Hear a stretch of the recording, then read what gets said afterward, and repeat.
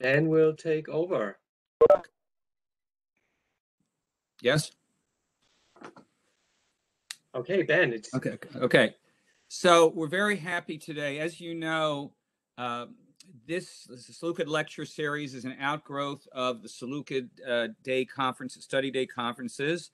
And today our speaker has been participating in these conferences since 2012. Rolf Strootman is Associate Professor of Ancient History at Utrecht University in the Netherlands. And he's written important works on court culture, on the monarchy and the representation of the monarchy, the relationship between religion and political power. If I can add a few quick notes, Rolf is somebody who sees the trees and the forest. He sees the forest from the inside and the outside. And he also knows how to create great titles, like, you know, with the title, like a word sex or concubine or eunuch or something. He's got a real art form in creating like jazzy titles that you want to read, and it's always worth reading him. And also, if you've had the pleasure of meeting him, he's also a good guy. So here is Rolf on how Iranian was the Seleukid Empire. Thank you very much, Ben. These were very kind words. And thank you, Ben and Altay, for inviting me here.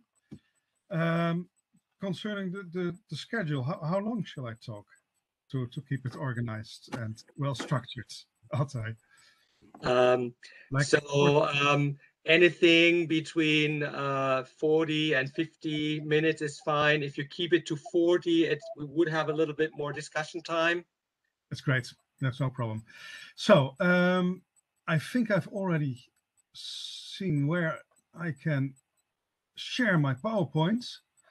That's the button share, right?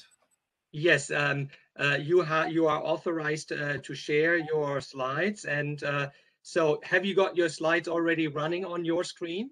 I have them running.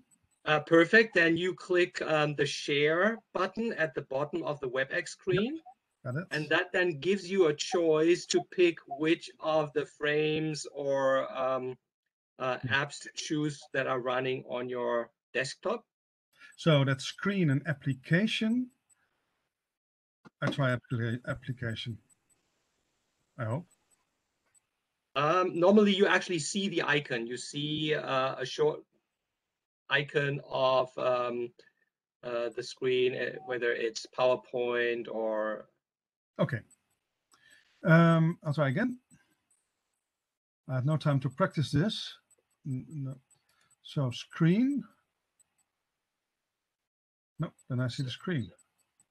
Okay. Have you clicked share? And yes, do you see a variety of open windows? I should have said windows. Open windows from which you can choose one. The one that is the presentation.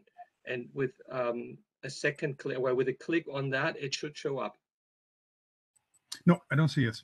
I see screen and application. Sorry, people. My apologies. I should have introduced you before. And so it should be on the right. Well, if I click it, on the right, a field shows up, a window shows up, and towards the right, I see many applications. So if you do not see the window open, then click the other applications. Wait a minute. The window. We're getting there. Now you're seeing good the presentation. Good, you did it. Good. Okay, let's start. That is not yet the presentation mode, right? Aha, now it's coming up. Perfect. It's great. It's a long way. It has crossed the ocean in a few seconds. So now you can see the title of my presentation, which is a question: how Iranian was the Seleukid Empire? You can see that, right? Yes. Yes. Okay, good. Then and you can understand. Am I understandable too? Very well. From my Thank you. So let's go. Well, the title is a question, and the question: how Iranian was the Seleukid Empire? I will immediately answer that question. I think the Seleukid Empire was quite Iranian, very Iranian. And of course, that's not a very novel thing to say, although I hope my approach is somewhat new here. But several of the colleagues present here have also made comparable arguments. But I do think it's an important thing to discuss. It's part of a broader project that I'm working on and that I hope will result in a monograph on the role of Iranian elites in the Seleukid Empire. So the relationship between the Seleukid Empire and the Achaemenid Empire, of course, has since the 1980s received ample attention from scholars. We see a lot of continuities there. The problem has always been, of course, that continuity has always been stressed. And as regards the Iranian aspects of the Seleukid Empire, and I will, of course, later explain why I think that is important, these Iranian aspects have in the past usually been explained from the Achaemenid past. While I'm talking, I'm also waving my hands, but I'm not sure if you can see me. We can.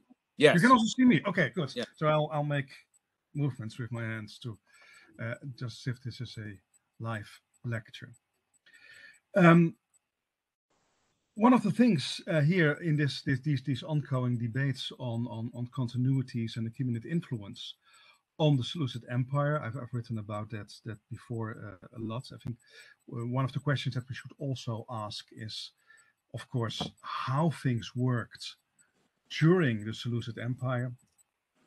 And to just give you some of the examples, excuse me, of how the Seleucids used what their predecessors did.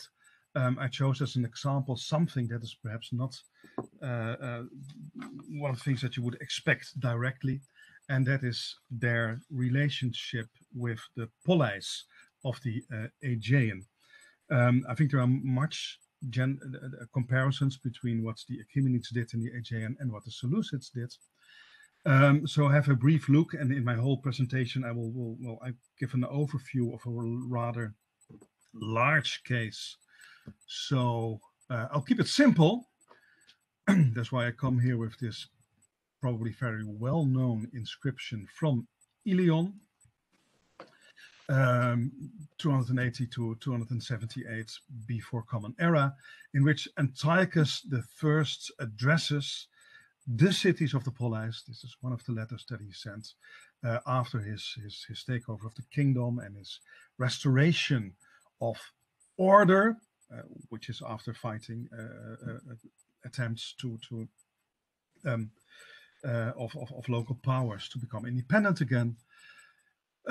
This fragment, since King Antiochus, the son of King Seleukos, at the beginning of his reign, after having taken over the kingdom and manifested, or the kingship, an honorable and good policy, sought to bring the cities in Seleukis, that's in Syria, which were hard pressed by harsh circumstances because of those who had rebelled against his regime, back to peace and their old prosperity. And having advanced against those attacking his regime, as was just, he sought to regain his ancestral realm. Dynasty is invented here. Wherefore, acting with a good and just purpose and taking not only his friends and his army, who were zealous for the struggle for his regime, but also the divinity as a benevolent helper, he restored the cities to peace and his kingdom to its old conditions. Well, of course, and I'm not the first to say that, there are several things in this inscription that are very reminiscent of Achaemenid ideology in general, if I may call it that, because I'm just ignoring developments over time for the moment. The way that the king, after accessing to the throne, is confronted with rebellions all over the place, puts down these rebels, the liars, as the Achaemenid kings would say in their propaganda, bring back to peace, bring the world back to peace and prosperity, and in this case, specifically the cities, as was just, as was good, with a good and just purpose, the divinity as a benevolent helper, with the help of the gods, he restored the cities to peace. Now, there are, of course, several things here that are also reminiscent of the ideology of the polis, which also hated chaos, stasis, but it also looks very Persian.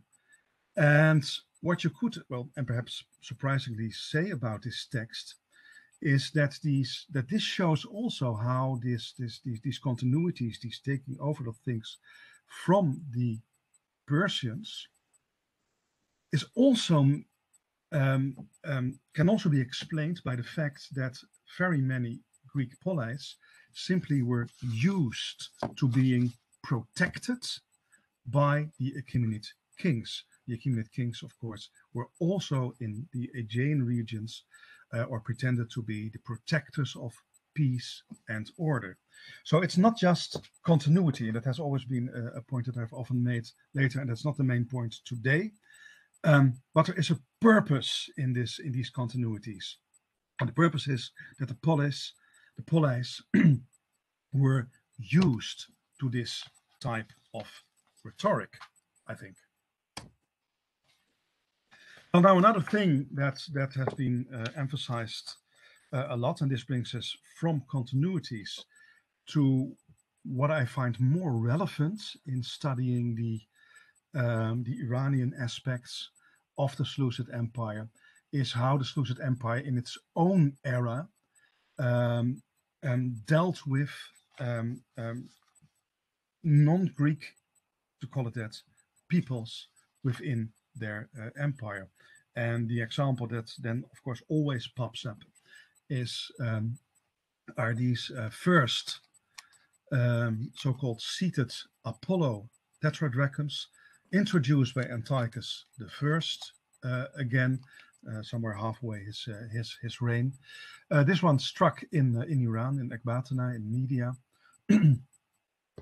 And the question has, of course, always been asked, how could the Seleucids be so very stupid to put on their main media for propaganda, their coins, Greek images of Greek gods, whereas their subjects, of course, were Greeks for a very tiny minority, and even their elite was not entirely Greek or Macedonian. Their armies were certainly not entirely Greek. So why all these Greek images? And the answer, perhaps not as obvious as it may seem now, and that has been stressed most of all by Nicholas Wright and Kyle Erickson, is the fact that all these images are consciously open for a variety of cultural interpretation. It says nowhere that this is Apollo. On the contrary, it's a strange type of Apollo. It's not the standing Apollo that we had earlier, but a seated Apollo holding his arrows, inspecting if his arrows are good, in a posture that looks very, if I may call it for a moment, it's not really what I want to say, Oriental or Eastern, something that would make sense for a Iranian and Mesopotamian audience. And perhaps, as Erickson and Wright and others have argued, others could perhaps recognize in this god an Iranian god, just as they most certainly would recognize in the enthroned Zeus coinage, or so-called enthroned Zeus coinage, other gods like Baal, where the image is derived from, or other deities. So I hope you've already read that text, so I don't have to do that. I picked up this one because it's from Iran, and it probably is a coin that also is meant to address, to speak to Iranians. The last example before I really hope to get started is, of course, this puzzling in many respects. Monument, part relief, part sculpture, sculpted over an older sculpture in Bisutun on the border between Iran, Iranian highlands, the Upper Satrapies, and Mesopotamian, the Seleukid Heracles Kalinikos. The image that in the past has been seen as a very bad imitation of Greek art, and then later, of course, was seen as not Greek art at all, but as a far more Iranian image. Most of all, Matthew Canepa has argued that this probably was part of perhaps a open-air sanctuary, also speaking to Iranians. And what this also shows is that these alleged Greek deities in Seleukid iconography in fact may have been imperial deities that speak to different cultural traditions. And looking for my words, I noticed that I use a lot of terminology that I actually hate, like Orient or traditions, but you probably know what I mean here. This is not for Greeks or by Greeks, and there's even a very good chance that the persons who are mentioned at the dedicators of this votive monument, a certain Hyakinthos, son of Pantaugos, who dedicated this Heracles Kalinikos for the welfare of Cleomenes, the viceroy. I think that's the best translation. The viceroy of the Upper Satrapies, so that's Greater Iran.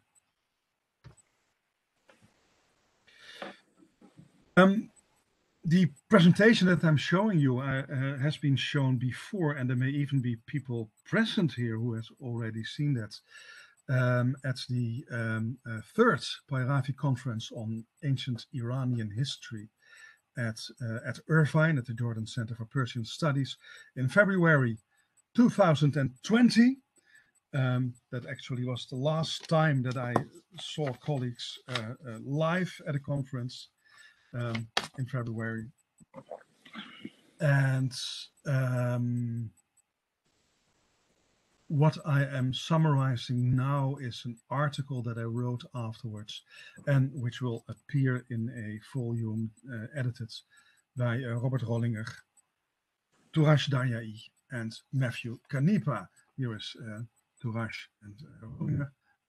But that's at an earlier Pairavi conference, the second one on the Persian Empire that I attended in 2018. Two important voices, I think, and Matthew was not there at that time.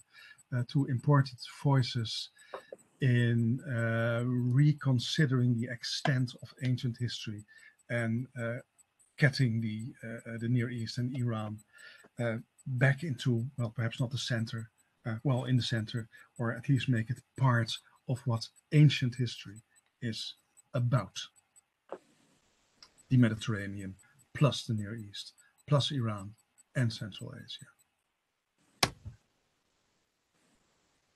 And what I will do in the remaining time is to give, and again in a rather simple way, some of the arguments why I think that studying Iranian elites in the Seleukid Empire is important, and what the contribution was of Iranian elites in the Seleukid Empire.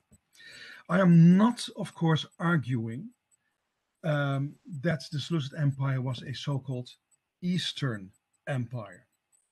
I don't think that's a good way to think of it.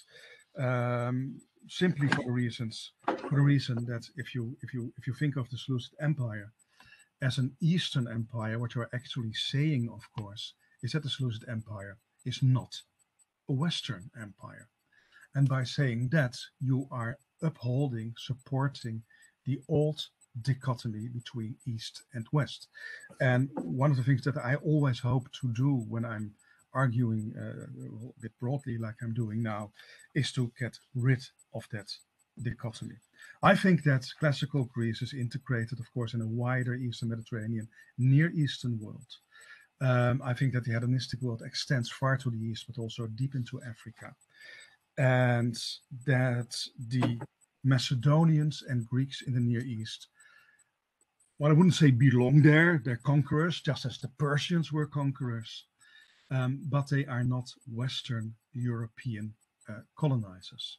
So I hope to complicate those ideas. But what I want to do is understand the role of non-Greek elites in the empire and for the empire. So I have collated quickly some major arguments to say why Iranians are important, but also to argue that the Seleukid Empire is not, as it was seen in the older literature, some anomaly in Near Eastern history, some anomalous periods of foreign rule, following up that as it is often presented, was a kind of a break in the continuity of Iranian history, most of all. So after the Persian Empire, there was this period that many people want to keep as short as possible, of foreign occupation, sometimes even framed as a kind of European colonization, until then finally the Parthians come quickly, hopefully, and then Iranian history resumes its proper course. I think that the Seleukid Empire fits into a history of the longer durée of Iran, simply because the Seleucids were far more Iranian than we often think. First argument is, of course, and it's familiar to people who know my work, but also there are some people present who have written themselves about these subjects. First of all, is the broader politics of marriage politics. The Seleucids increasingly married with local vassal dynasties, usually, well, you could call it perhaps of Iranian descent, but at least these were dynasties who developed increasingly Iranian dynastic identities. And through these marriages with these smaller dynasties, especially in Anatolia, the Seleucid dynasty must have grown more Iranian, perhaps not in its outlook, but marrying outside of the dynasty, of course, means that people from outside of the dynasty will enter the royal family. And conversely, of course, the dynasty is able to perhaps better control or manipulate or to better negotiate with local dynasties, often with this Iranian identity. For instance, of course, in Pontus is the most famous case here. At this point, of course, we should also ask, what does Iranian mean? I keep that also rather simple for the moment. I don't think Iranians are people who speak Iranian languages necessarily. For there is also, of course, the phenomenon of Greek-speaking Iranians, known especially from the Roman period in Anatolia, and of course Aramaic was a very important language of Iranians in the Hellenistic period and also before the Hellenistic period. Ab de Jong has for that reason argued that the main focus of identity for what we call Iranians, but the concept, of course, also existed in the ancient world, although in Greek texts they're often called Persians, is religion. And that is, of course, true to a large extent. I take it a little bit broader, I think. I am thinking in cultural terms. Also, for my research, what is important are local dynastic royal identities. And these tend to become more Iranian in their outlook, as we think. But also the idea of ascendancy from the Persians is gaining weight in the gaining momentum in the Hellenistic period. Well, that's just we don't have to go over this very simplified stemma of the Seleucid dynasty. It's just an illustration of how, well, this could be made far more complicated than you've seen here, how complicated Seleucid relations with other dynasties became over time.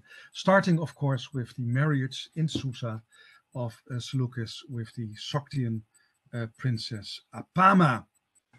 And another illustration, of course, is taken from, I think it's the 1960s special of the National Geographic on Alexander the Great. I like this image because of all the hidden messages that are in here. We see Alexander dealing out brides to his generals, a very white and a very blonde European Alexander, dressed, of course, in some kind of Persian or Median dress here. And I always like to think that this is Seleukos. Can you see my cursor, my mouse? Anyone?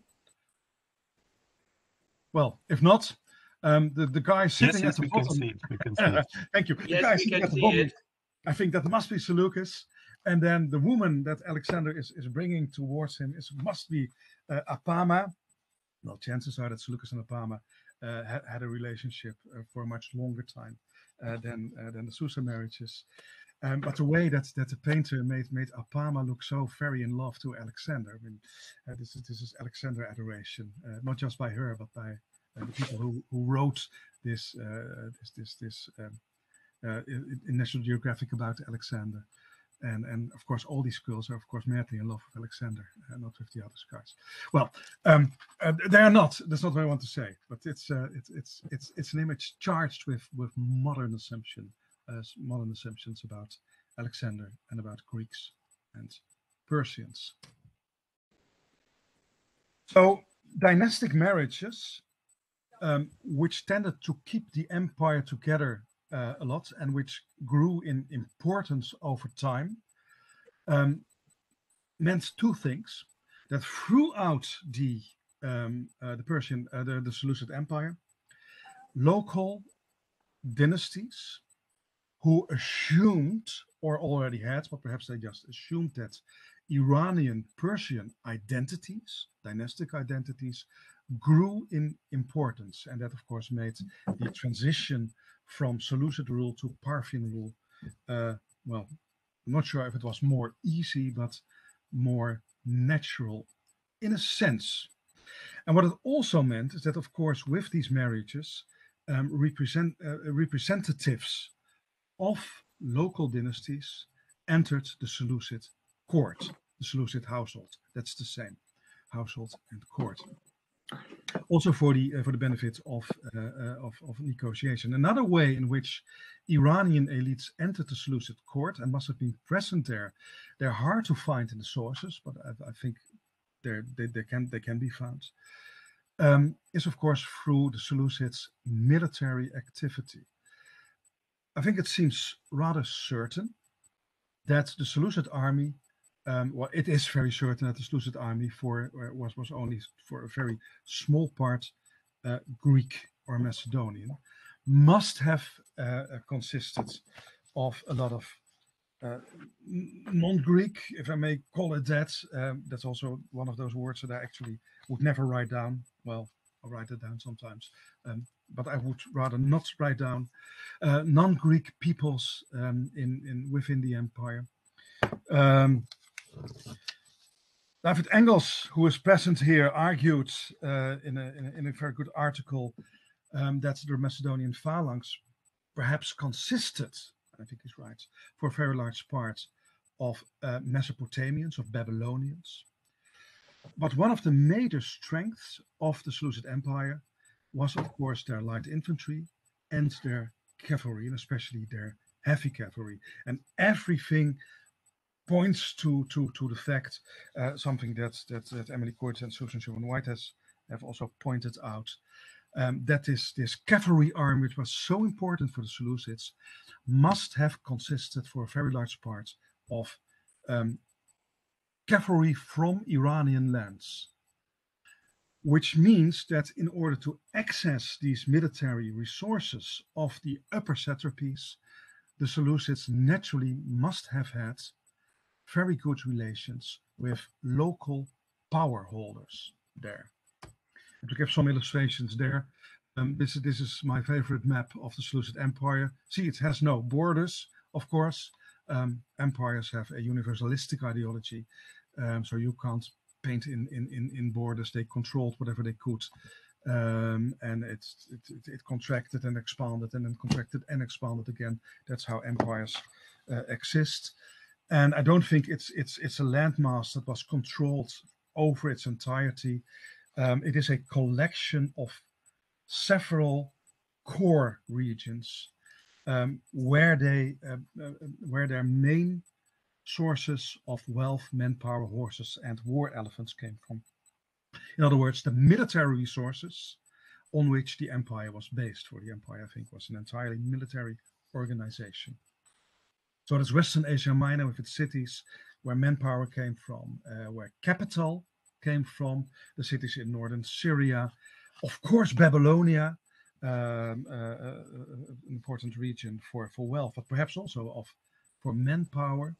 I think the Persian Gulf, which grows in importance in the later Seleucid Empire. There's Elam, or Elymais, Media. What's there else? The Murph Oasis, Baktria.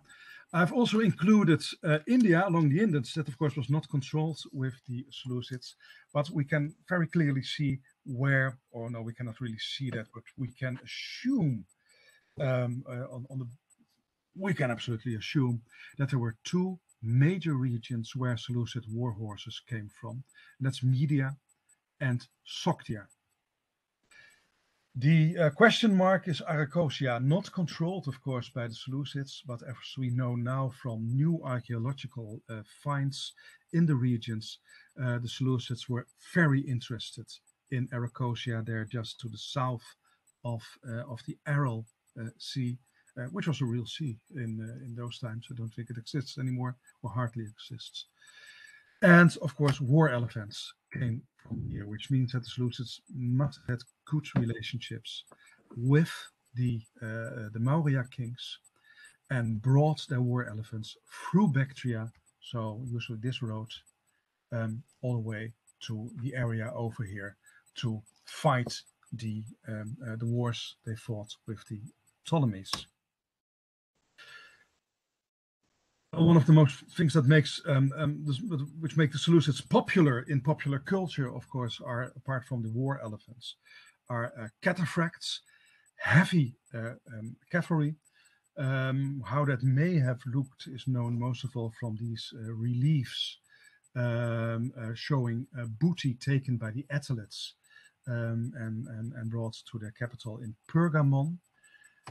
Here are some construction pictures of how, well, to the left there's actually heavy Achaemenids, late Achaemenid cavalry, artist impressions of that. Heavy cavalry developed in the Achaemenid Empire and then further developed in the Seleucid Empire.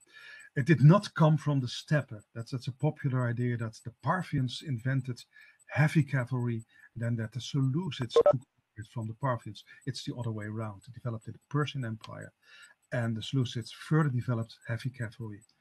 And then the Parthians took over heavy cavalry from the Seleucids.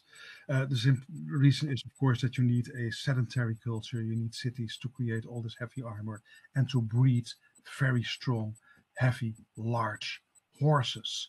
These are not steppe horses. So, the importance of this cavalry, the importance also of cataphracts, most of all, presumes that Iranian elites were important to access the military power of the Iranian world. And what happened then, of course, is that what came into existence, something that, of course, already was developing in the Persian Empire, but an increased, what you could call, globalization of warfare. The main conflict of the Hellenistic period for centuries was the rivalry between the Ptolemies and the Seleucids, who were almost constantly hell-bent on destroying each other. Only they were not very good at destroying each other. But war elephants are perhaps the main example to illustrate how warfare becomes even more globalized than it had become in the Persian Empire. For the Seleucids brought their war elephants from India all the way to the Levant to fight their wars in that region, not, as has been assumed in the past, for instance, by Bikaman, because they were more interested in the Mediterranean and not interested in the East, but simply because their enemies were there, the Ptolemies. And the Ptolemies, for their part, brought cavalry, infantry, and elephants from Africa to the Levant. Warfare is very important.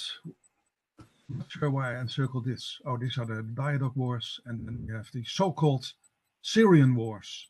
The Syrian Wars, of course, were about much more than just Koile, Syria. And the Syrian Wars, of course, were fought mainly in the Aegean, far more than in this border region. The Aegean is, of course, where the Seleucids and Ptolemies invested perhaps most of their military investments.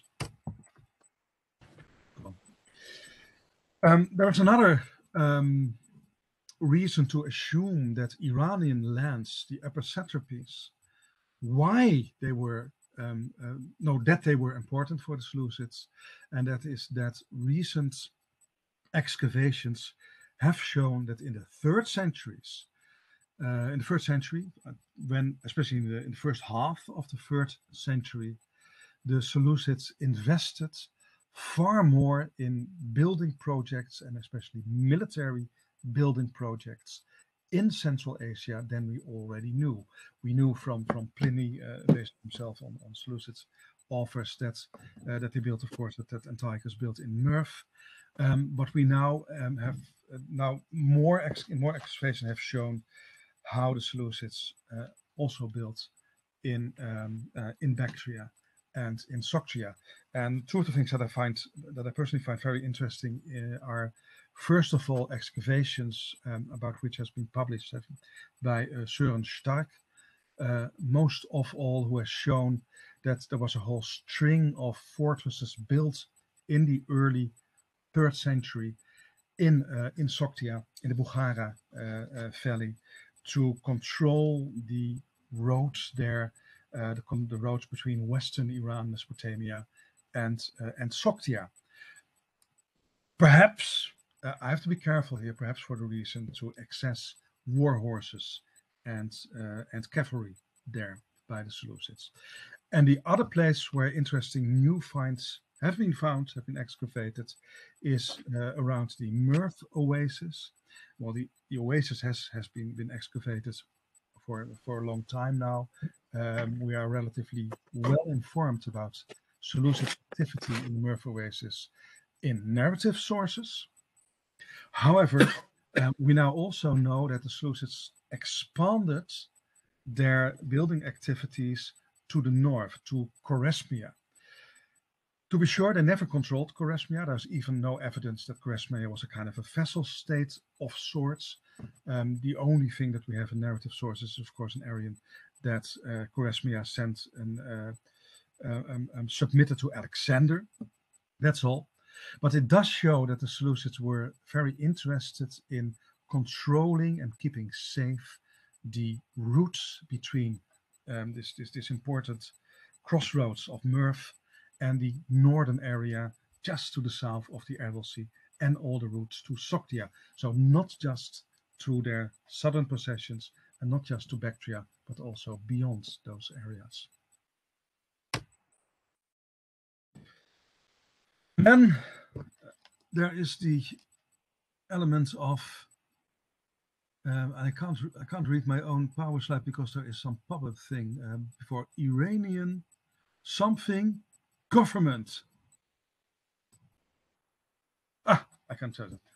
I can read it for you. Thank you. Third, Iranian elites and local government. Thanks. But I think that point has been made for through this dynastic marriage, but also without dynastic marriages, we see, of course, this development in which local Iranian dynasties, local Iranian rulers, become more important in governing local regions.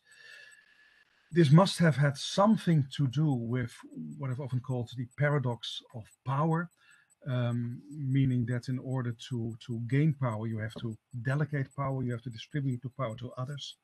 And it's a problem that all conquerors face. They have to deal out power and especially land to their followers. The Macedonian conquerors dealt out land to Greeks and especially to Macedonians, who then can create a solid power base of their own, and they will always, almost as a kind of a law in world history, become very unruly and too independent. And what always happens is that empires start to shift their networks and start to find new allies. And the Seleucids, after all these big revolts of Macedonian governors, switch to this system, and this is not new for many of you, switch to this system in which rather than ruling through directly appointed governors who do not listen anymore, they start to rule through local dynasties who often have Iranian identities. And that also means that they become more important. As can be shown by all these coins from Anatolia, and I have no time to say more about it. This is one of the Frateraka coins. These coins of local rulers, which have been seen in the past as expressions of independence. Well, they are, of course, expressions of independence, but as expressions of resistance to the Seleucids.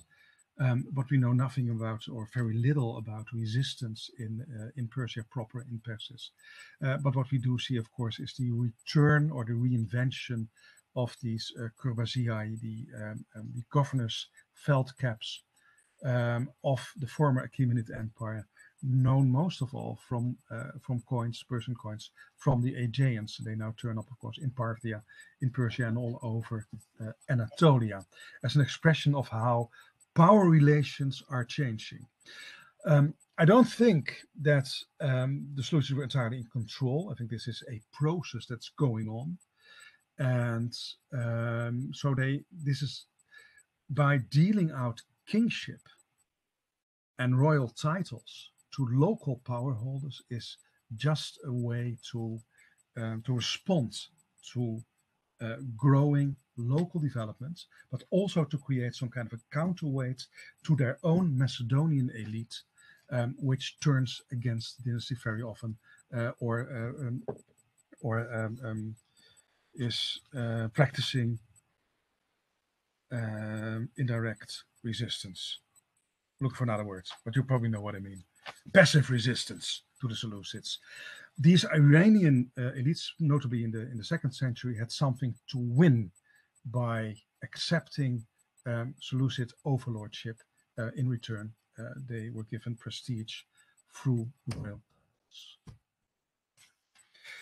So, concluding there, this means that Iranian elites, probably from the beginning, as we can see from the way that Seleucid armies are built up, with these large Iranian components, at least until the mid-2nd century before Common Era, Iranian elites become stakeholders in the Seleukid imperial project, and this increases when dynastic marriages increase and when the Seleucids increasingly start to cooperate with local elites.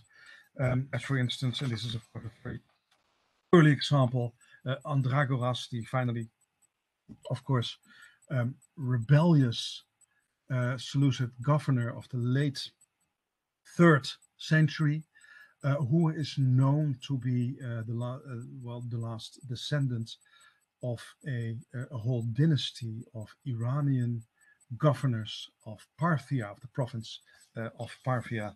And here the famous coin, if that, of course, is not a fake. I don't know. I know people say that. But it's a nice coin. So these are my, in a very general way, main arguments. Iranians are important because the army is so very Iranian, because of dynastic marriage, and because the Sultans start to delegate power to already independent Iranian power holders. And I think for the sake of time, I wrote out a whole conclusion. I think I'll end here. So thank you very much for listening. Okay. Nice Thank you, Rolf. That was wonderful. Thank you very much. There's a lot to talk about, a lot to unpack. We're going to be calling as our respondent on Stephen Harrison, who is a historian of ancient Greece and the ancient Near East. He's at the University of Swansea. His research focuses on the Persian Empire and Alexander and the Hellenistic kingdoms. He'll be a speaker in this series in December on a comparative perspective on the Seleukid Empire. So he's really a perfect respondent for Wolf's wonderful presentation, and we're calling on Stephen. Thank you. Thanks, Ben. Can everybody hear me okay? Great. That's all right. Fab. Okay, thank you.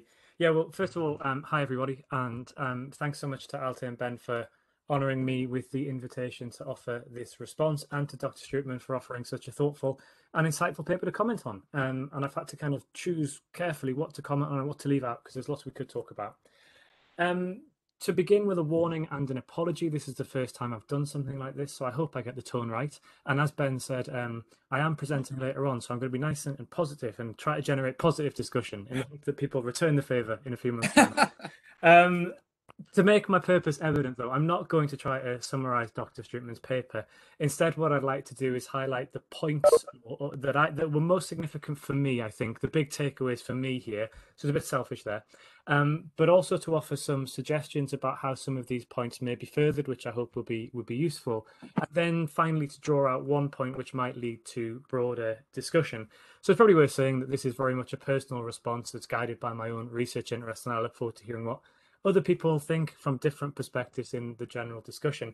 I hope it's also worth saying that Dr. Strootman kindly shared the written paper that he mentioned in advance. So some of what I'm saying here is a response to that paper, which was perhaps nuanced slightly differently in the presentation today. To start with, the big thing that was my big takeaway was, I think, what I found most interesting, and probably which challenged the way that I've been thinking about the Seleukid Empire, was the stress that Dr. Strootman places on people, whether that's groups of people like those serving in the Seleukid army, or individuals like those participating in the administration or those dynasts that he is interested in. There's a temptation sometimes, I think, to talk about ideology or Iranian culture or Iranian traditions. But culture is, a nebulous topic. It's difficult to define, to pin down, and to analyze. And we, and I include myself very much in this critique, sometimes use these ideas of Iranian tradition rather imprecisely and as a kind of catch-all term. And I think that emphasizing the role that Iranian people played in the formation and the day-to-day running of the Seleukid Empire actually grounds this discussion in a concrete reality.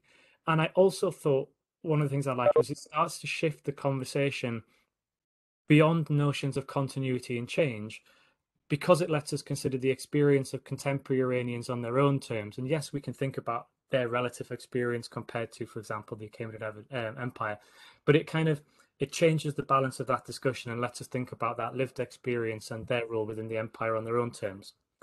For example, one of the big takeaways here is that the important role that Iranians played in the Seleukid army.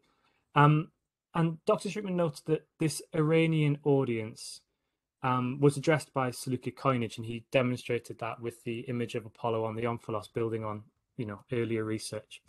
And I also see that as an image with multicultural resonances.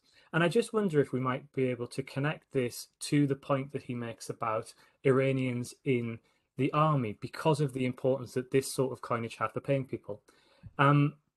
Because one of the interesting features of this Apollo coin type, I think, is that it's produced right across the empire. And might we start to say that the existence of a coin type which had the potential to speak to multiple audiences simultaneously suggests that the Seleukid minting authorities expected these different audiences to be handling this coinage concurrently? That is to say that they're producing this coinage knowing that Macedonians and Greeks and non-Macedonians as well are going to be handling this coinage all at the same time. And I think that would start to emphasize the extent to which Iranians were serving in the Seleukid armies alongside the Greeks and Macedonians, because it would be sure that in the kind of payment they're getting, the authorities are aware of this and that they're responding to the kind of facts on the ground, as it were, in the kind of material that they are producing. And just one other thought that I had related to this, coming from a very, a later period, in 73, 74 of the Common Era, a new canal was constructed at Antioch on the Orontes, and 2 inscriptions record the building work there and indicate that different areas of the city were responsible for completing a stretch of the canal. The different areas seem to have taken their names from individuals. Now, among the 24 names that appear on those inscriptions, there are 3 Iranian names: Bagadatis, Damasophanes, and Pharnaces.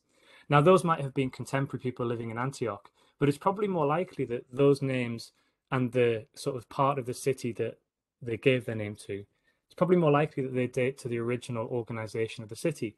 And if that's true, we can see how Iranians were imprinted onto the spatial fabric of the Seleukid Empire, and in Antioch, one of the principal cities of the Seleukid Empire. And so while we might see individual Iranians crop up only occasionally in the literary and epigraphic record, and Dr. Strootman gave us some examples of that in the final part of his presentation, evidence such as the 2 kind of examples I've mentioned there might indicate not only that Iranians were integral to the Seleukid Empire, but also that their importance was recognized by the ruling authorities, and also how this importance was recognized and responded to. And I think we can place that kind of thing alongside the evidence for military installations in Iran that Dr. Strootman discussed. One of the challenges, however, of thinking about people and their role in building the Seleukid Empire is the way that the lack of evidence limits our understanding. And if it's okay, I'm going to use Apama as an example of this. And Dr. Strootman touched on this in his presentation and maybe fleshed out some of those ideas a little bit more in the written version that I've had the kind of privilege to see. And I think there's a view around Apama that she perhaps plays an integral role or an important role in the establishment of Seleukid authority in the upper satrapies because of her status as the daughter of Spitamenes, and people highlight that link with Seleukos. And I just wonder if we need to be a little bit careful about that and in linking her to other kinds of dynastic marriages because of the number of unknowns we have about Apama and her kind of the case around her. Just to give some examples, we don't know how old she was when she married Seleukos, and therefore how well established her own sense of identity as an Iranian or a Sogdian would have been. We don't know how that sense of identity would have evolved in the period she was married to Seleukos.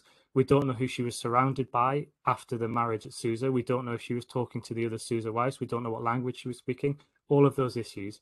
From a practical standpoint, I'm not sure we know whether or not she was keeping in contact with her family and kin networks at home in the early wars of the successors. We don't know what the social and political order of Sogdiana was after Alexander's conquest. Spitamenes, her father, had been killed. Are we sure that her family remained as influential as is sometimes thought? In other words, if Seleukos was trying to use his links with Apama to his benefit in the final decade of the 4th century, was this a continuation of a pre-existing and continuous dialogue, or the recreation of old ties? That would have quite a significant impact on the effects of this on the ground. And if we're thinking about this, we need to recognize maybe that this is 2 decades after the marriages at Susa, and we might need to consider how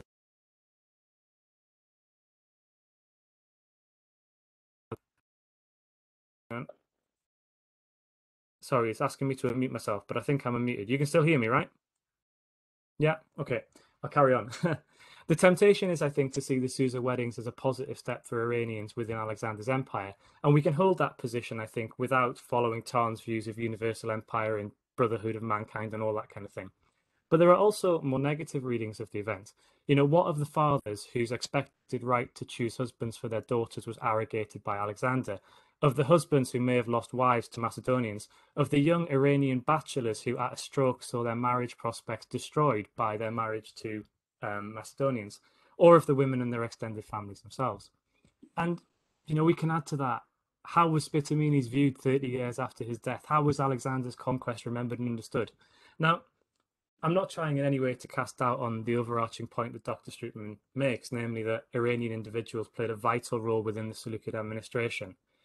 And I guess I'm getting at, I wonder whether Apama might be, we need to deal with her as a special case.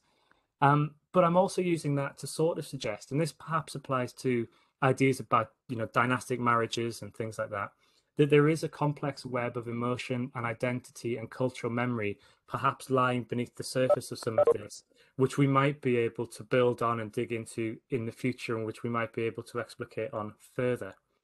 And just to draw this kind of response together, I think those kind of comments, and the reason I kind of left them as they were, is that this relates to a broader question about what constitutes an Iranian. You know, Dr. Strootman deliberately uses a very broad definition of that term, and it would be unfair for people listening to interpret what I'm about to say as a critique of the paper, because I'm starting to kind of get into material that goes beyond the scope of Dr. Strootman's remit as he set it out himself. But I wonder if it's worth considering, you know, what's the value, for example, in divorcing Iranians from Mesopotamians, but not Persians from Bactrians and Sogdians and so forth? Was an Iranian identity necessarily more relevant to people at the time than other aspects of individual identity? Things like social status, which might have cut across dividing lines that we might perceive within the Seleukid Empire. And as I say, that goes beyond the parameters of the paper, but it starts to emphasize how I think this paper plays into many of the big issues in contemporary Seleukid scholarship. And I highlight that particular line about identity because it fits so neatly with conversations we've had in this seminar series over the course of the last few months. And I'm not somebody who wants us to spend all our time talking about definitions, and especially definitions that can't ultimately be defined.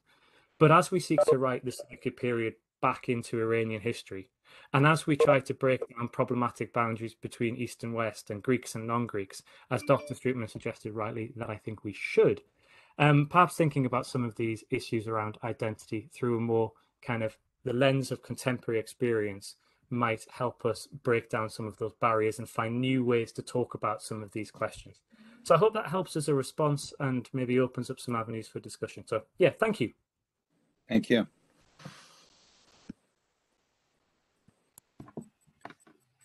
Okay, probably I am supposed to take over here, and I thank both of our speakers very much again. I think that would be the appropriate time to give Rolf another couple of minutes to respond to the very thoughtful well, points that Stephen has made for us. Rolf, would you like to say a few words in response? Yes, thank you very much, and thank you, Stephen. And nice to meet you. For your indeed very thoughtful remarks. I have taken down a lot of notes, so I can come back to those later. So let me quickly perhaps respond to some of the major issues that you raised, and which indeed complicates not just what I said in this, but what I wrote in the paper, which of course I'm happy to share. There are of course sources in the paper that you've not shown, not heard in all these sweeping statements in the past hour. I think one of the points, well, that's not an answer to a question. You said something about focusing on people. I'm very happy that you agreed with doing that. I may only ask that I think that besides people, networks are, I think, the essence to understanding ancient empire and how people within these networks relate to each other. So the coins, there were many questions. Were they for the army? Were they for everybody? That's difficult. The case has sometimes been made, has one time been made, that the seated Apollo was meant to be recognizable for Babylonians as Nabu. That seems now perhaps somewhat too far-fetched, but the argument that it may be a general an Iranian type, that maybe Bagram, or the figure of the king, the mythic hero, etc. That's perhaps possible. Your question was, is this conscious policy or not? I don't know, of course. And one of the problems is, of course, that Greek and non-Greek coins from the pre-Hellenistic period also have no names of deities on them. But probably coins from Athens without a name on it are not meant for Mesopotamians to be understood as any god they would like. So I would say it's perhaps a system, a process of trial and error. They copied this system of having deities on the reverses of their coins, absolutely copied from Achaemenid coinage in Anatolia, where the gods were on the obverse, and then perhaps developing a way in which perhaps they more and more try to address these Iranians. But that, of course, raises again the problem of what is Iranian identity? Was that important? Did it give you status? I'm not sure. We know that in the later Hellenistic periods, for a lot of dynasties, it became very important to stress Persian identity and descent from the Persians. What I think would give powerful people most status of all is a connection with the dynasty and access to the court. So Iranian identity is perhaps for 80% something that we have invented, but for 20% something that is also contemporary, belongs in the ancient world. Apama, you're right there. This is the second time I hear that we must be more careful about Apama. Professor Josh Kuhn was so friendly to last week sent me a paper of him showing how there is indeed, and you also made that point. There's no evidence that Apama actually played an important role. I think it's not her own agency. I would love to think that it's the agency of Apama herself. It's not necessarily what I think. What I think is also entirely hypothetical. I think that kinship relations resulting from this marriage were important in creating Seleucid Central Asia. So Seleucus I, and most of all Antiochus I, must have benefited from his relationships with local Iranian elites. But then again, your point was we don't know anything about Iranian elites. We don't know if her family was still important at all. So that's point is well made, and I take that. And I will look into Antioch on the Orontes. That's also very interesting. I absolutely do not think that these cities were populated by Greeks. They were partly, and perhaps for a small part, populated by people from Western Asia Minor or the Aegean in general, not necessarily Greek. What we see in terms of Greek identity in cities like Antioch is often only created after migration to create unity among cultural, very varied people from in Anatolia, but also I think most and Iranians in Antioch. That may be an interesting point to look at. We don't know much about Syria under the Achaemenids, or nothing. So the major part of the population of Antioch must be local people. Antioch probably was populated with what we call Syrians. But these Iranians are interesting. The problem is that these very clear expressions of Iranian identities are most of all from the later Hellenistic period and from the Roman periods. And there is a chance that there is a lot of invention of tradition or reinvention of tradition going on there rather than continuity. For some reason, in the later Hellenistic period, it becomes very important, beneficial for people to express an Iranian identity. And then perhaps the last thing that I will say now is the fact that I do differentiate between different Iranian groups, even though that may be anachronistic too. Did Iranians suffer from the Macedonian conquest, well, absolutely, we can read Bosworth for that. But I think there's also a lot of Iranian elites that benefited enormously from the fact that Alexander destroyed the Achaemenids for them. The disappearance of the Achaemenids, Persis, Parsa, and modern-day Fars, loses its central importance in the Seleukid Empire, unlike Media or Baktria. And this would be my take, but also hypothetical, on why Alexander destroyed Persepolis, to show not just, most of all, to Iranian elites how the Achaemenids are finished, and how other Iranian elites could now, in cooperation with these dynasties, gain more power. But that too is hypothetical. I'm working on the evidence, on getting that together. But not all Iranians are Persians, and not all Persians are Achaemenids. There must have been people who benefited from their disappearance. Well, for the sake of conclusion, I will shut my mouth here. Thank you again for your excellent response. Thank you very much for these interesting responses, Rolf.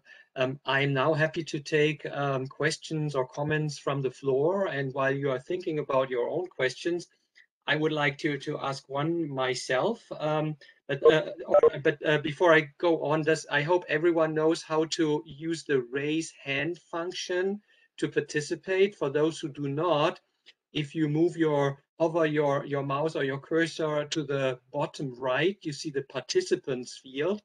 When you click on the participants field, you see a list of names. And once you are over your own name, when you hover over your own name with the cursor, you see a raised hand. And once you click it, it shows up on my screen as well. And then I see and I try to call on your name. So while you are trying to do that, I would like to ask you, Rolf, if you had to balance the connection of the Seleucids towards the Iranians as compared to the Babylonians, the Syrians, or the Seleucids in other smaller areas of the empire.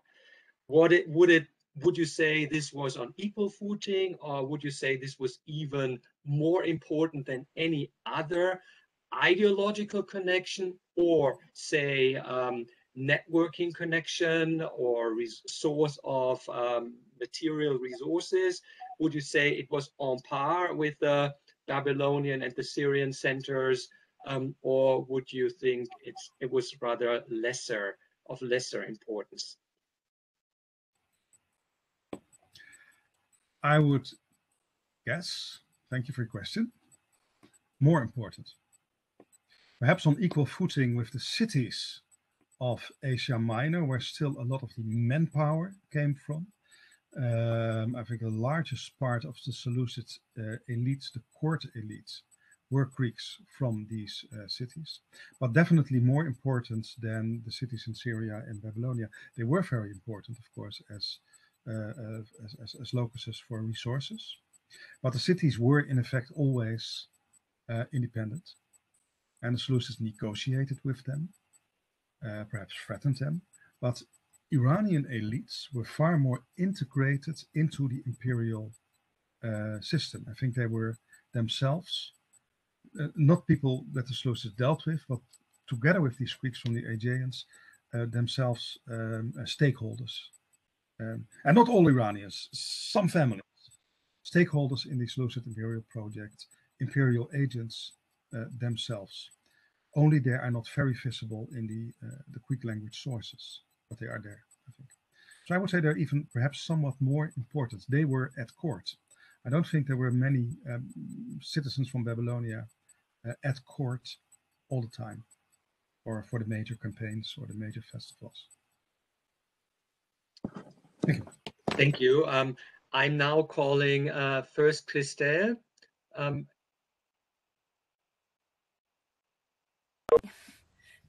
Hi. Thank you, Rolf, for your presentation. Always a lot to think from what you're bringing to the table. Of course, I have a question about comparing with the Ptolemies, as you can guess. And I mean, so thinking about marriages and the strong differences between what the Ptolemies were doing, not sharing their princesses so much with, or not at all with local elite, but in the end with the same sort of outcome, so that they are strongly connected to the Egyptian elite that is present at the court and so on. So I just, kind of thinking aloud, do you see, well, it's just that different attitudes have the same outcome and that's it? Or in the end, are marriages by, I mean, does it make a difference that it's marriages from the royal families that make these connections, or when you have other people from the Macedonian elite making these connections that work the same way? Just thinking, what are your thoughts on that? Thank you. Thank you. Sorry, I hear echo. But I'll just continue talking. I'm hearing echo. Perhaps, Christelle, could you mute yourself again? It might be the cause. Rolf again. This must be better. Yeah, it was just as someone was interrupting me. It was myself. No, you're right. The Ptolemies, of course, as you know much more about it than I do, become much more integrated with Egyptian elites and the Seleucids with their elites. The Seleucids simply had too much elites, and I think that's the reason why they had all these exogamous marriages, just to keep the thing that is constantly falling apart together. The Seleucids, of course, were not the most successful imperialists in ancient history or in world history. They did manage to hold on to the whole thing for about 150 years, but not as successful as say the Achaemenids, who could also keep their dynasty much more closed than the Seleucids did. So I think there is, in a sense, a different outcome, that the Seleukid Empire starts to not break up, but to become a patchwork of local kingdoms, not just of independent cities or temples, but a whole patchwork that continues into the Parthian age. So I think Seleucid marriage policy is simply our ad hoc responses to a certain extent to changing circumstances, trying to hold on to that empire at all costs, for whatever empire means. Of course, they're not really controlling the thing, really. They just want their resources. And the Ptolemies simply were, despite everything, Christelle, I think more successful, for they managed to keep Egypt within their hands. And in Babylonia, that's far more difficult. The Parthians conquer it, but probably the Parthians also negotiated with, worked together with local elites against the Seleucids.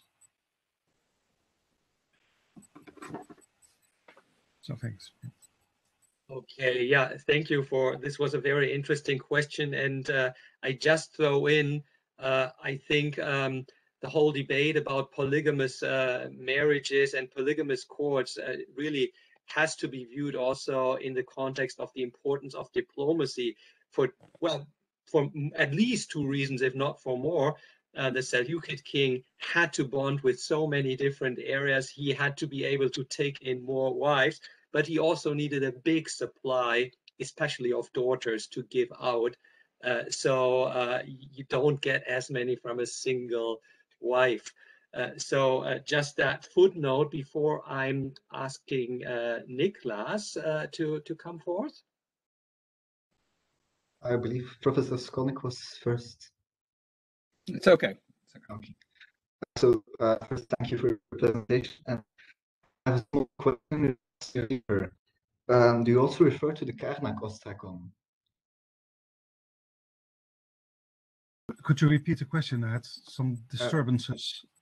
Do you refer to the Karnak ostracon in your article? Sorry, I'm either not familiar with, or I still don't understand. Do you make reference to the Karnak ostracon from Egypt? Oh, okay, yes. Now I get it. No, No, should I? No, you shouldn't, because it's often used. But there's an article by Michel Chauveau, which basically makes clear that it has nothing to do with the Seleucids or the Ptolemies, and it has escaped wider notice. So I thought I'd add that. Noted that. Thank you. And So I have to look. second thing I want to remark on was the close cultural connections between southern Mesopotamia and the Elymais.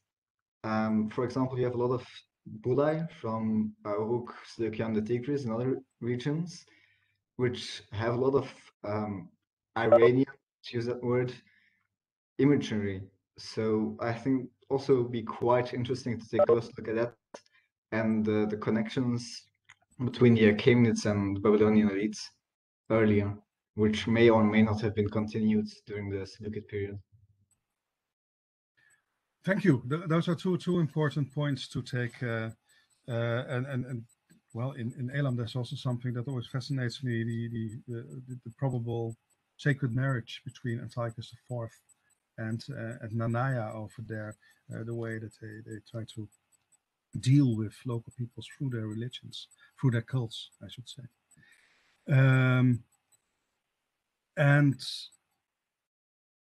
Looking at how the Achaemenids dealt with Mesopotamian cities, that's very fruitful. I have been doing that, but there's also some kind of dynamic in which the Macedonian rulers, beginning with Alexander, but especially the Seleucids, tried to do things differently. That again is some kind of what I think is a law in world history. Conquerors first work together, cooperate with the local elites who are already there, and then they try to replace them. And in Mesopotamia, we see this development where the later Achaemenids, or probably from Xerxes onwards, are taking away a lot of power from the priestly elites and from the temples. And then Alexander and waving to David, no, who's leaving, and Alexander and then the Seleucids return to the temples and the priestly elites again. So empires are always trying to change, and when these temples have become too independent, and the Seleucids in the early 2nd century turn to other elites within Babylon, to more the citizen civilians elites. So looking to what the Achaemenids are doing is good to see a development through time, but you can also see how they perhaps respond to each other. One of the puzzling things of the Seleucids, of course, is that they take over a lot of things, a lot of imperial functionalities from the Achaemenids, but never refer to the Achaemenids. They erase them from history, as all conquerors always do, and instead they then start to point back and say that what we are doing is restoring your golden age of Nebuchadnezzar. They all do that. Augustus relates himself to Alexander after he has conquered Egypt, and says that the Ptolemies are just dead bodies and Alexander is a real king, whereas Augustus totally copies Ptolemaic ideology for his own Roman ideology. But you just erase your predecessors from history and then point back to a period that nobody really remembers. So there are interesting things here. Might I give a short answer?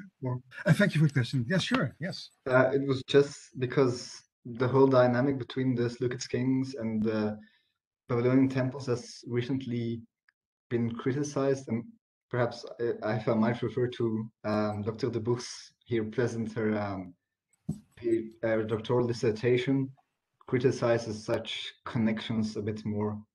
So it's, of course, all our sources come from the temple, so of course they would present this close connection, and the reality of that connection must, or should rather, be questioned a bit more. That's true, and thank you. One, and especially I should be very cautious there. I do have an argument there, and that's the fact that the Seleucids also tend to deal with religion elsewhere in the empire in the same way. So also in Greece, in Asia Minor and in Syria. But you're right. It's the priests talking about themselves and maybe just presenting what John Mann, or he didn't call it, but he introduced the term called speech act, writing, publicly saying how that the Seleucids should behave. They always protect our temple so much, and then they have to. Thanks. Thank you very much. I have one more question on my list by Ben, but we would have time enough for one or two more questions. Kishen, I see you now, so you can ask your question after Ben and Rolf had their interaction. Yes, please, Ben. Okay, so Rolf, I'd like to go back to a wonderful phrase that I never heard before: globalization of warfare. If anybody had ever said that before, you said it. I never heard it before, so thank you. I have a simple question that I've been pursuing in a couple of these lectures, which is that if the Seleucids have these huge armies with full of different national and ethnic groups, how did that happen? In other words, how did a king who was Antiochus III or whatever, who wanted to create a huge army, how did he pull that off? How did he do that? And we had a discussion in a previous session. You know, one was, does he send out a call? Okay, I'm going to have a war. Everybody come, and he took what he got. Was there a kind of draft or conscription? And what I want to go back to is what you were talking about with the cataphract, with the heavy cavalry.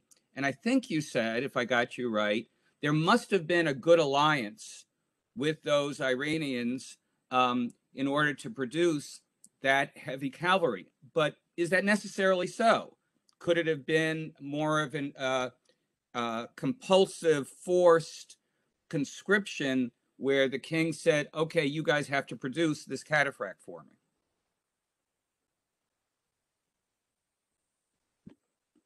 Another question that is probably very difficult to answer, for we don't have the evidence. Although we do have some evidence. If I may continue speculating, right? I believe in the hey, I'm having a big war, come and join me, it's fun model, more than conscription. I don't think the Seleucids were so powerful that they could send out a messenger to Sogdia and say, you must come, for they could refuse, or have some kind of passive resistance against that. So probably a messenger went out and say, you must come, it's fun, and you get rich. There will be a lot of booty. We actually know something about how the Achaemenids did this from Xenophon. Where this bringing together of armies and sending out people to hire mercenaries, but also sending out the words that an army is being assembled. I'm also a bit of a primitivist. I think that's more how it may have worked. There is, of course, a core army of professional troops with land, phalanx, a lot of the cavalry. I think local elites probably will have come on their own, will have come voluntarily. And then, of course, there is this huge mass of light infantry that is usually recruited in the area where the campaign takes place. So in the Battle of Magnesia, there's all these Anatolian troops. But there's also Iranian troops who must come from farther.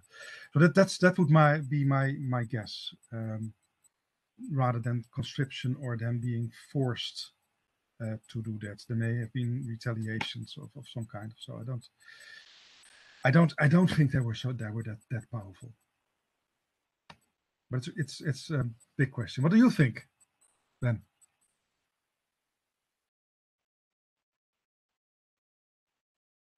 I'm not sure if Ben is hearing us right now. He had some technical difficulties.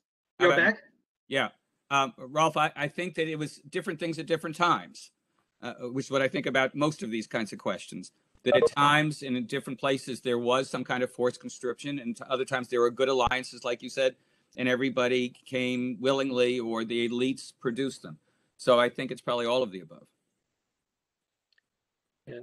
If I may throw in my 2 cents into this, I think if Seleukos had just asked everyone, nearly everyone would have shown up, because Seleukos was a victorious, prestigious king, and you would not have a negative response to his question, even if the question might have been indirect. So there must have been some mechanisms to actually limit it or to gear it, because Seleukos could not afford always having everyone with him. It would just have been too many. So as you mentioned, the professional part of the army, the core contingent, that was probably always available in certain areas, certain professional groups joined probably then by certain networks, some of which would operate more locally or regionally, and others might be mobilized for larger campaigns. That is the framework, how I would imagine it. We would need Niklas Secunda amongst us to specify that a little further. But there must, as Ben clearly said, different mechanisms in different times and different places. It cannot always have been the same mechanism. Simply, you cannot sustain constant warfare with armies counting into the hundreds of thousands of soldiers you needed to be more efficient with your resources. But Kishen is the next to ask the question. Does my audio work this time? Can everybody hear me? Okay. Yeah. I hear you. Hi. Thanks for the lecture. That's very informative. So my question is also on the military side. So during the reign of Antiochus III, there was a reformation of the units of silver shield, the Agrias units. So I do read from some scholars that say sort of institutional reconstruction, and both of them are sort of like oil sort of military. So do you think it's a coincidence, just a number, or it's actually an there? Kishen, I'm so sorry. Sometimes we hear you well, and then you are fading out, and I think Rolf has the same experience. What I suggest, is it possible for you to, unless Rolf says he has understood the gist of the question, and is able to respond? I understood, answered most of it, but if you could just repeat the last sentence, your question. I didn't get it.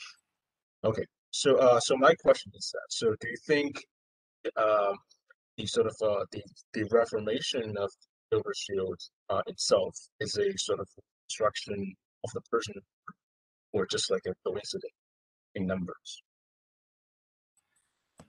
Oh, that's difficult. I don't think I would be able to answer that. So you are assuming that you can perhaps connect that to Persian traditions or to the Persians at that time, the reorganization. Given the Archimedes, because I just wonder if there's a sort of continuity in terms of military organization, central role. I'm sorry. There were technical problems. Again, I didn't get the last part of the set. I was very sorry. Okay. You hear me? Sure. Kishen, perhaps you shut down your camera and try asking again. Sometimes it improves the audio. Okay, but so still in danger that I don't know the answer. Or still,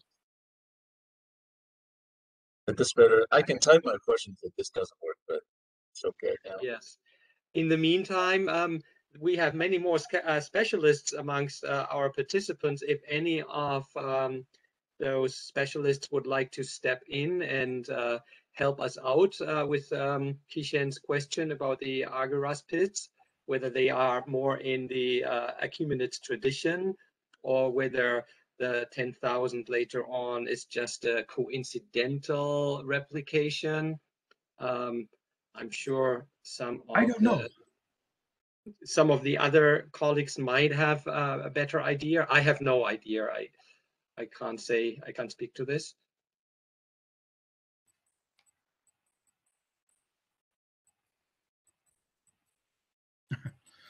We might take one more question while waiting for Kishen's question to come in through the chat function. Perhaps one short. In the meantime, while people are thinking about the question, follow up on the military.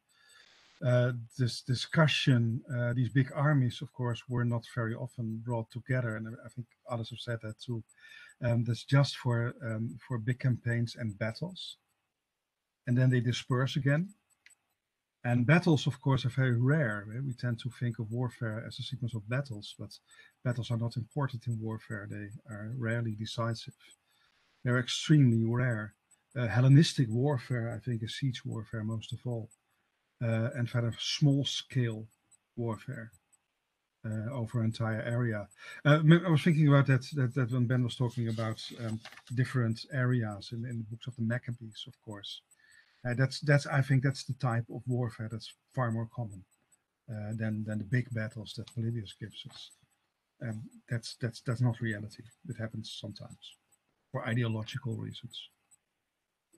But thank you for this additional comment. And I don't see the question coming in now. I will later forward it to you privately, Rolf, so that you can respond to Kishen via email.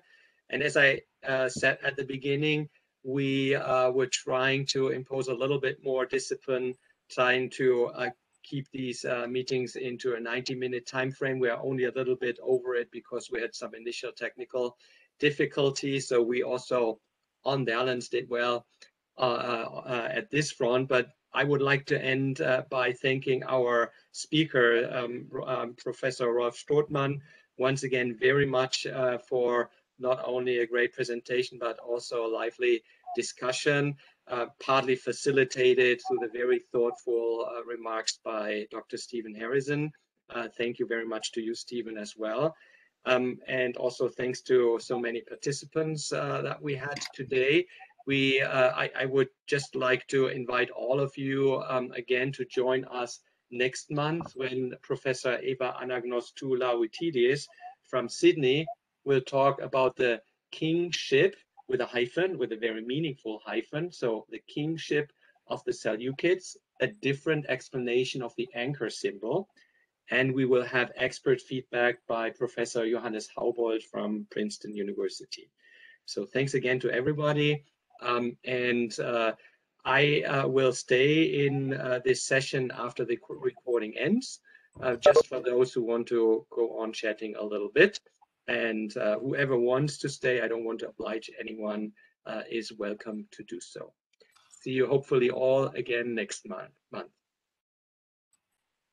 Thank you. And thank you all for listening.